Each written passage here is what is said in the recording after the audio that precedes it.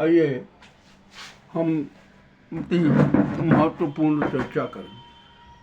भारत के प्रजातांत्रिक इतिहास में आज का दिन काला दिन बन गया। इतिहास में यह काला पृष्ठ हमेशा याद रखा जाएगा। हुआ ये कि ये संसद है ना, जो प्रजातंत्र का पावन मंदिर है, उसे आज अखाड़ा बना दिया। इसे गुजराती गैंग ने षड्यंत्रों का अखाड़ा बना दिया, झूठ का अखाड़ा बना दिया, अप्रियता का अखाड़ा बना दिया और न जाने कितने कितने प्रकार के नाटकों का अखाड़ा बना दिया।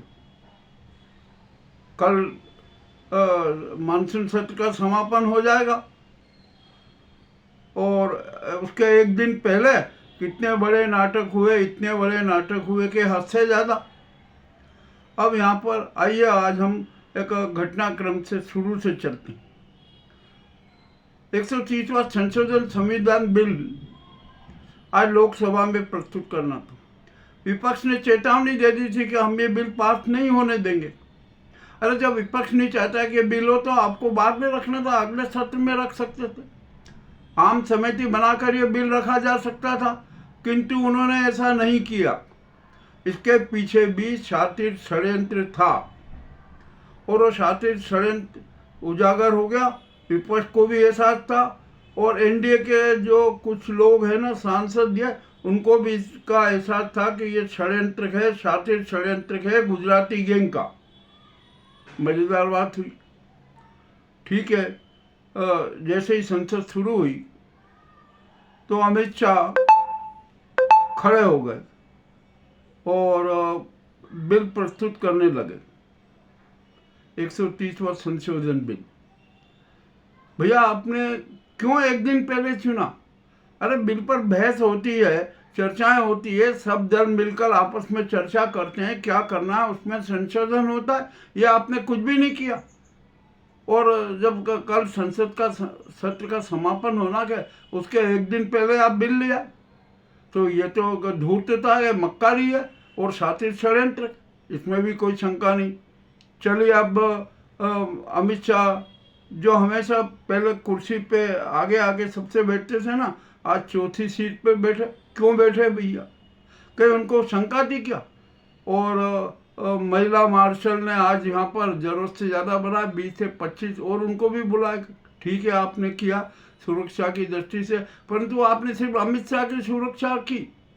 जो महिला सांसदों के साथ, जो मिताली के साथ और एक अन्य सांसद के साथ अभद्रता हुई, उसके बारे में आप कुछ भी नहीं बोले। कहाँ गए वो आपके मार्शल? ये तो हम सब नाटक जानते हैं, शातिर षड्यंत्र जानते हैं कि आप किस प्रकार के षड्यंत्र रचते हो। ये भी अब स्पष्ट हो चुका। ये मोहित्रा जी ने है ना जो ये मामला रखा, और आज तक के जो पत्रकार हैं उनने तो खुला कर दिया कि इस प्रकार का ये हुआ, ये नाटक हुआ, ये उचित नहीं है। अब आइए, जैसे ही ये अमित शाह बिल पढ़ने लगे, विपक्ष ने पूरा हंगामा किया। उन्होंने कहा था कि ये एकदम क्यों आप कर रहे हैं, ये नहीं करना चाहिए, और हमने पहले से घोषणा कर दी थी कि हम ये बिल प्रस्तुत नहीं होने देंगे।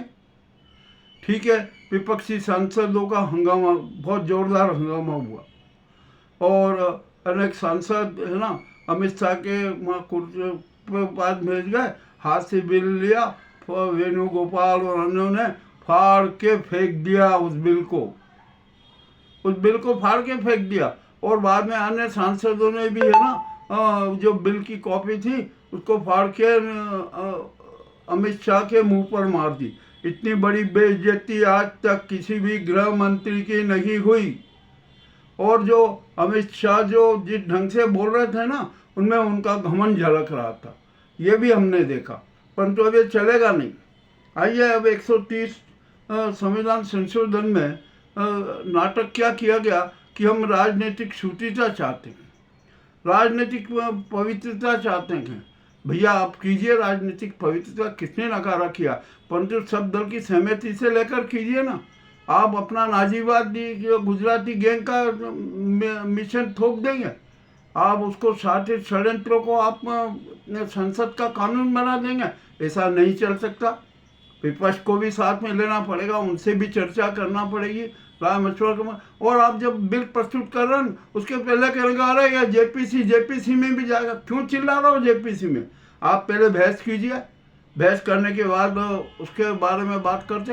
यदि बिल पास नहीं होता तो वो जेपीसी को भेजते। ये तो नियम होता है, इसके नियम से चलना पड़ेगा। आपको कोई नियम का कुछ भी नहीं, जो आपने कह दिया वो नियम, आप जो कार्रवाई कर दोगे वो नियम। ये ऐसा नहीं चलेगा।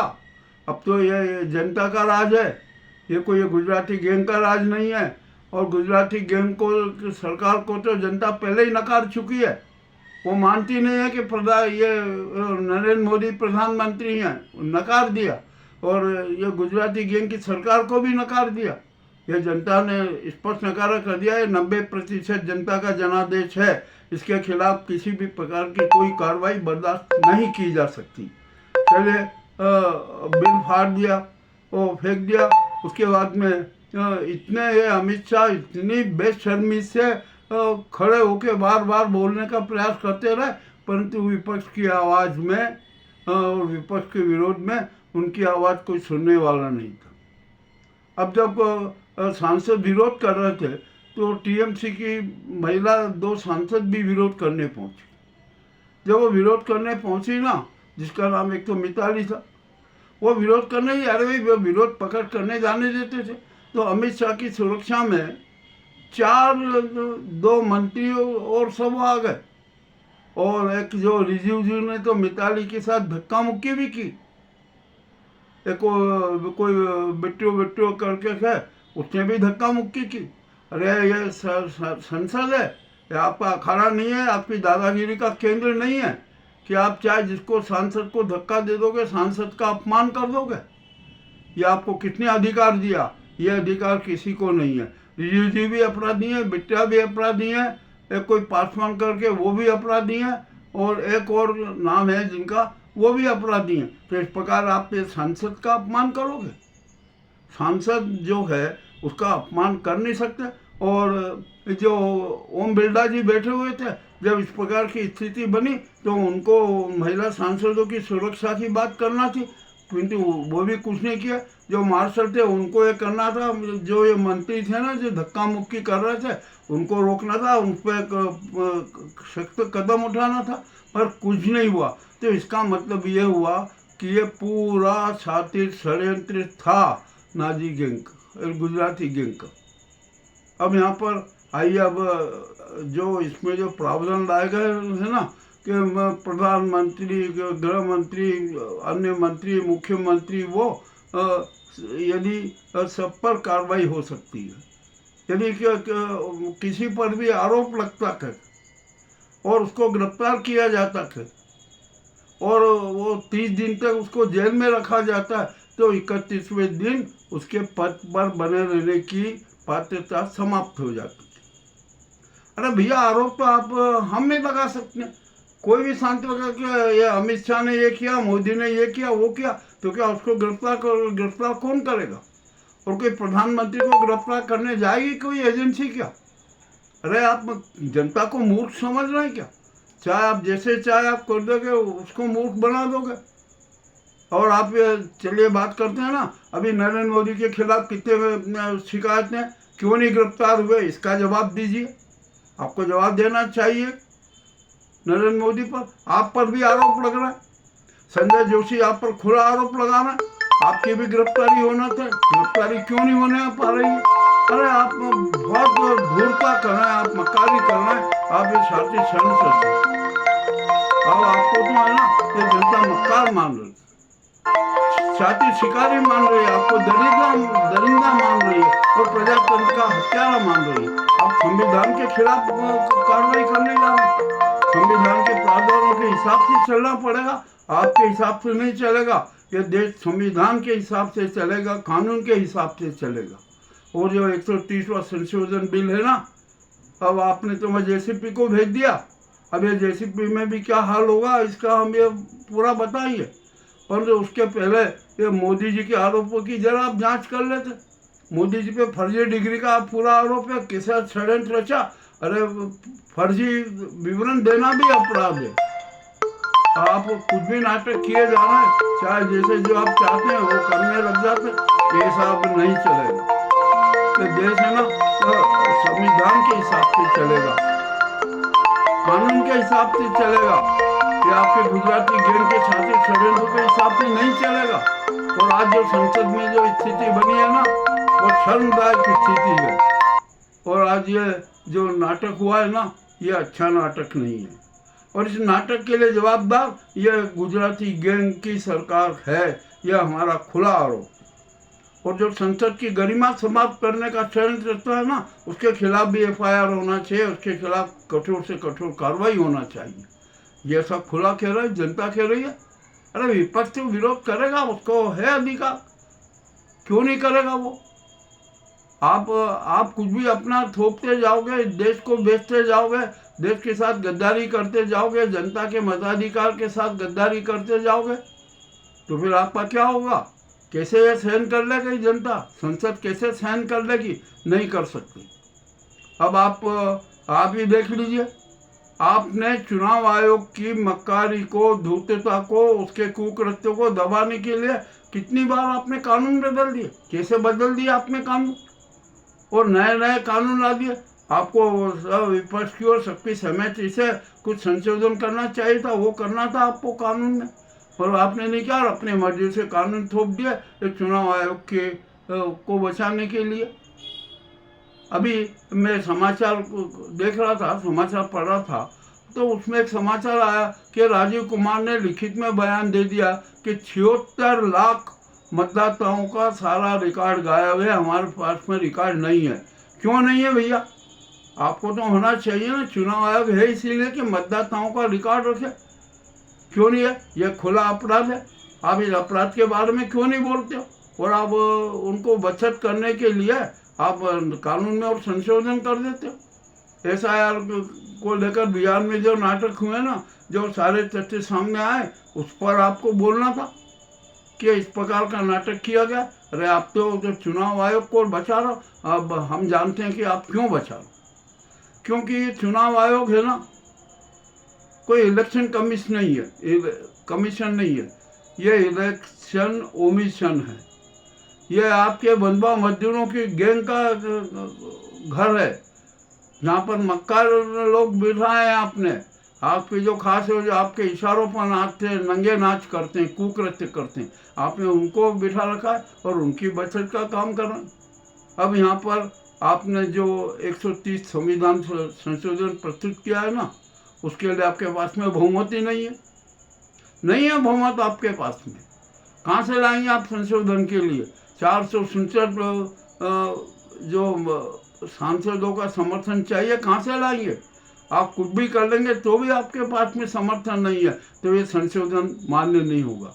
और आपने संशोधन लाने के पीछे एक बहुत बड़ी मंशा थी कि विपक्ष के जो जितने भी CM है ना, गैर शासित भाजपा के, उन पर दबाव बना दिया जाए, कुछ भी आरोप लगवा दिए जाए और उनकी गिरफ्तारी करवा दी जाए, 30 दिन तक जेल में रखा जाए और उन्हें हटा दिया। ये भी इस एक जो संशोधन प्रस्ताव का एक हिडन लक्ष्य है, और खुला लक्ष्य, हिडन नहीं, ओपन लक्ष्य ये आप करना चाहते हो।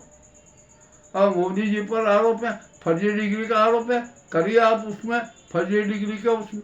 और आपने कह दिया कि 5 साल में जिस प्रकरण में सजा होने की है ना, उसका जो अपराधी होगा उसको अपने पद से त्याग पत्र देना पड़ेगा।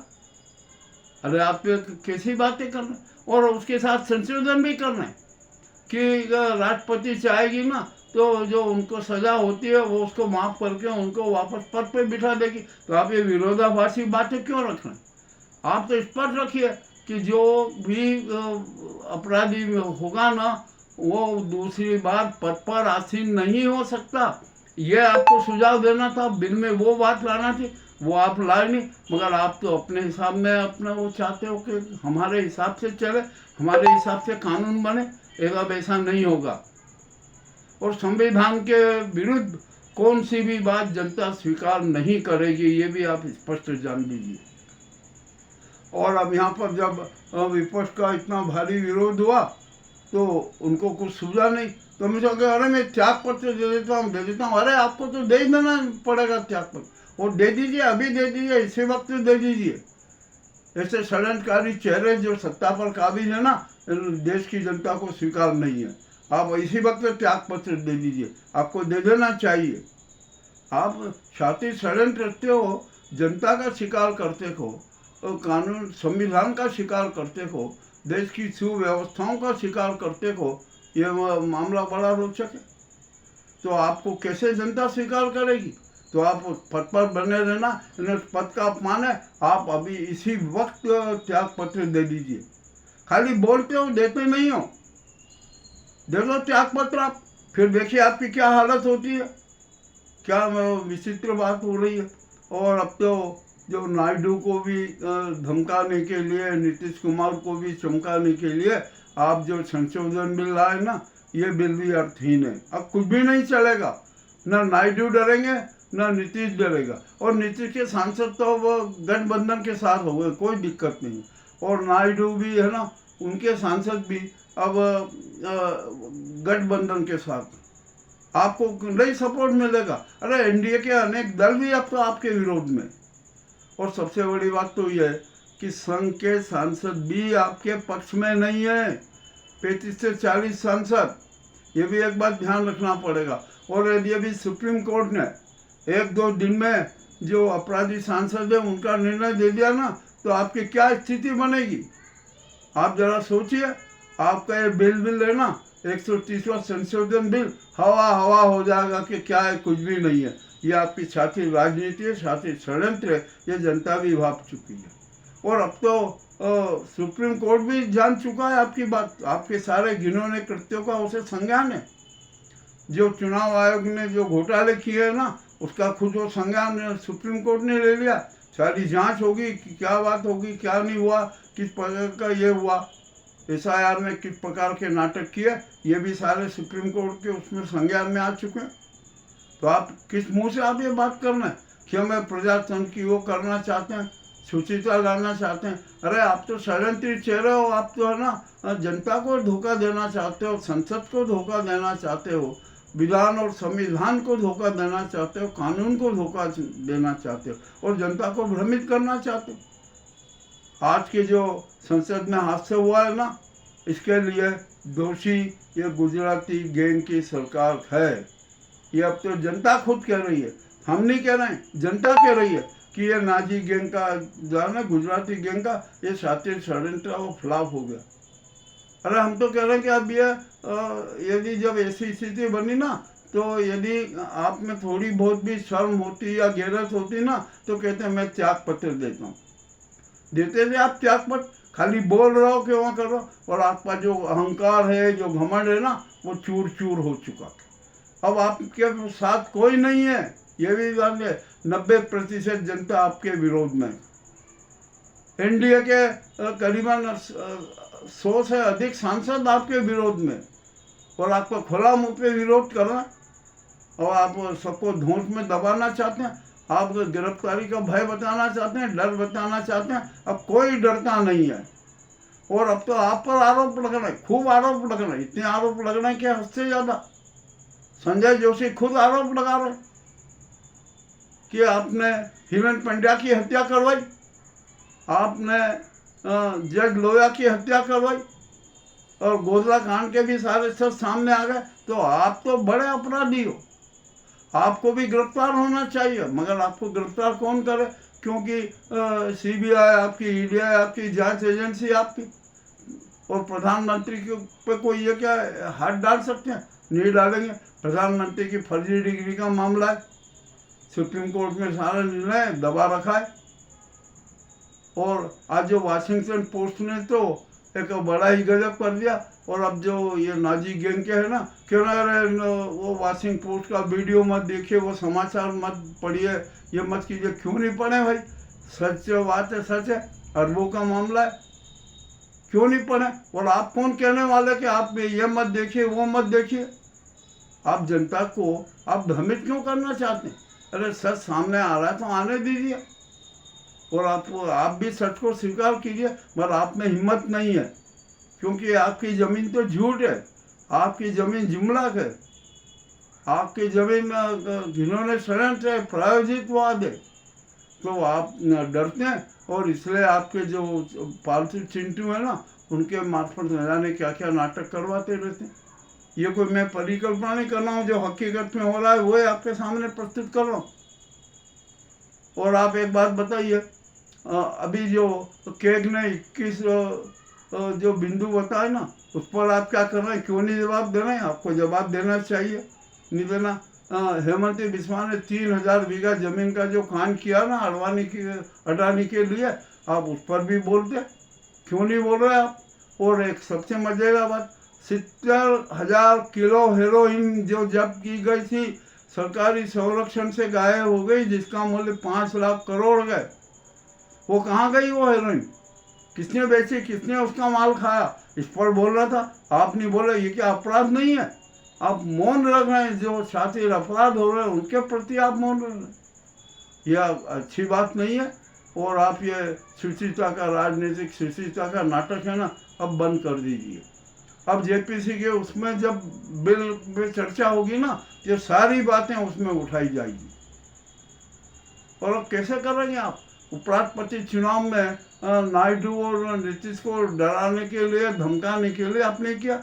आपने शिंदे के बालक के खिलाफ भी प्रकरण दर्ज करवाया, तो 7 सांसद उनके, वो भी आपके विरोध में नहीं देंगे, वो भी आपको सपोर्ट।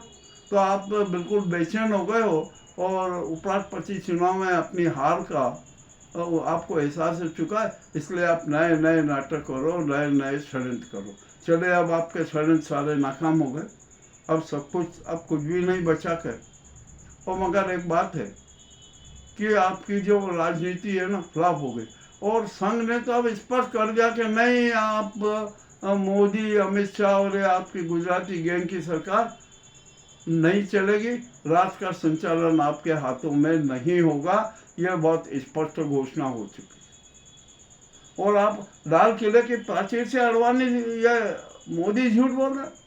आपने अडवाणी जी का कितना अपमान किया हमें याद है, अटल जी का कितना अपमान किया मोदी जी ने, यह हमें याद है। वीडियो मौजूद है, देख लीजिए। क्यों नहीं आपने देखा? तो क्या अटल जी का अपमान करना राष्ट्रवाद है? अडवाणी जी का राष्ट्र का अपमान करना राष्ट्रवाद है? अरे ये तो आपका गुजराती नाजीवाद है।